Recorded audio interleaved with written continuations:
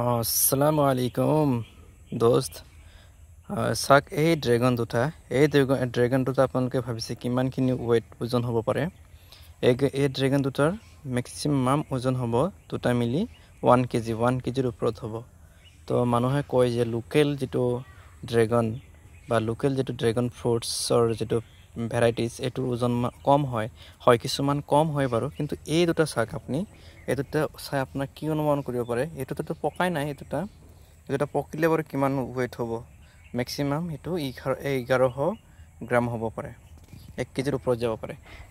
এটা চাক কিমান ডাঙৰ হৈ আছে এটো বুজিছে গতিকে আমি যদি মানে যত্ন ভালকে কৰিব পাৰো এটা আছে কিমান ডাঙৰ হৈ আছে এটাৰো ডাঙৰ হ'ব এটো মানে এতিয়া মেচুৰড হোৱা নাই তো আমি যদি ভালকে যত্ন কৰো মান ধুনিয়া হ'ব হিহতে চাক এই দুটা চাক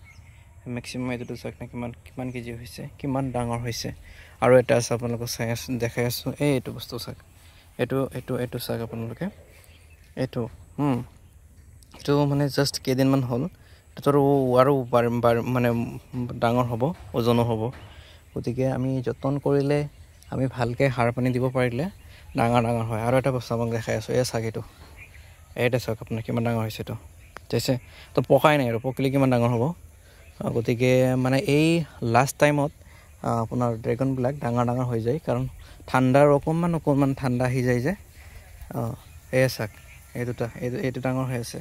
এই দুটা চাক এই দুটা তলৰ পৰা আপোনালোক দেখাই আছো এই চাক কিমান ডাঙৰ হৈ গৈছে অকমান পকা ৰং ধৰিছে তাৰ ডাঙৰ হ'ব তো আপোনালোকে এইবিলাক আৰু ডাঙৰ হ'ব এইখিনিও ডাঙৰ হ'ব এইটো বহুত ডাঙৰ হ'ব এটো আধা কেজিৰ ওপৰত হৈ যাব এই দুটা চাক আধা কেজিৰ ওপৰত হ'ব এইটো আপোনাৰ আধা কেজিৰ ওপৰত হৈ যাব গতিকে